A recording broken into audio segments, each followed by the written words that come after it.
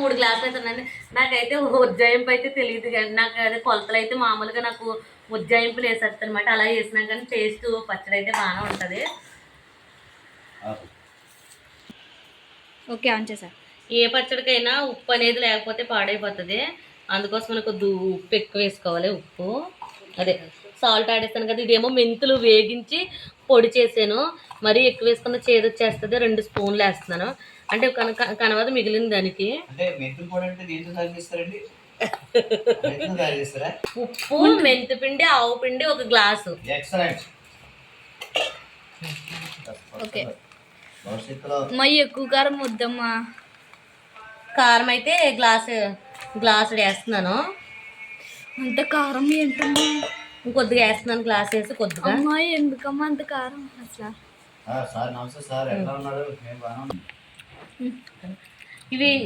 ఇవన్నీ ఇందులో వేసుకున్నాను కదండి. ఇందులో వెల్లుల్లిపాయ కూడా వేసేస్తున్నాను. ఇది ఎందుకంటే మామూలుగా నువ్వు ఇప్పుడే టెంక పట్టింది కదా మనకి. ఈ చిన్న ఆవకాయ ఏంటంటే చిన్నది, ఈ ఉల్లావకాయ ఏంటంటే మనకి అదే 1 నెలకి అలాగా 15 రోజులకి మంచిగా అదే చట్నీ కింద పప్పులోకి గట్టా బాగుంటుంది. అంతే నిలవ ఉండి ఫలం అయితే చిన్న ఆవకాయ అయితే నిలవ ఉండదులేండి. ఎందుకంటే చిన్న ఇలాగ ఉల్లావకాయకి ఇలాగ టెంక అప్పుడప్పుడు పడతారు చూసారు, అది వేసుకుంటారు కదా, అందుకోసం ఇప్పుడు ఇందులోనే ఈ మామిడికాయ చిన్న ఆవకాయ కానీ ముక్కలు కోయడం చాలా కష్టం తెలుసండి. ఈ ముక్కలన్నీ ఇందులో వేసేస్తున్నాను.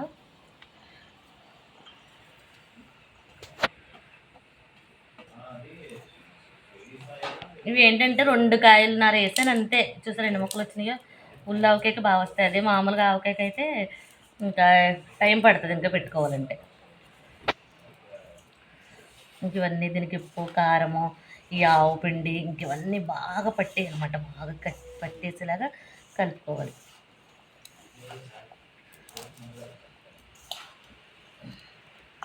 గుజ్జు కూడా బాగా ఎక్కువ వస్తుంది. మనం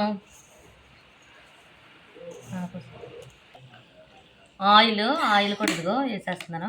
ఆవకాయకి ఆయిలేనండి.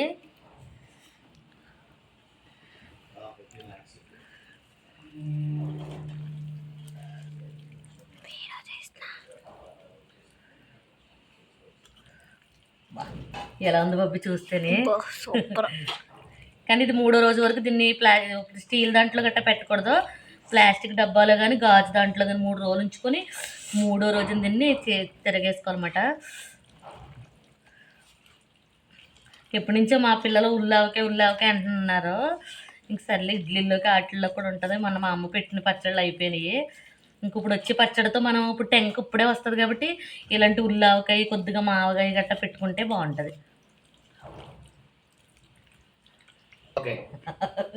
మధ్యలో మీరేంటి ఆవకాయ మధ్యలో చూడు.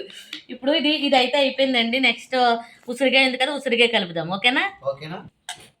నేను ఉసిరికాయలు ఇంక ఇలా చేసుకున్నాను కదండి. ఇలా చేసుకున్న ఉసిరికాయలు చూసారా, మనం పచ్చి పెట్టవచ్చు. అది కొంచెం మగ్గడానికి చాలా టైం పడుతుంది. దానికి ఇలా మనం నూనెలో వేగించుకున్నాం కాబట్టి 3వ రోజు నుంచి ఇంకా మనం వేసుకొని తినేయచ్చు మాట. ఇదిగోండి. ఇప్పుడు దీనికి ఏంటంటే మామూలు కొలత ప్రకారం కాకుండా ఉజ్జాయింపుని వేసేస్తున్నాను. చూడండి ఎంతో కాదు కదా, కొంచెమే కదా. ఉజ్జాయింపు అంటే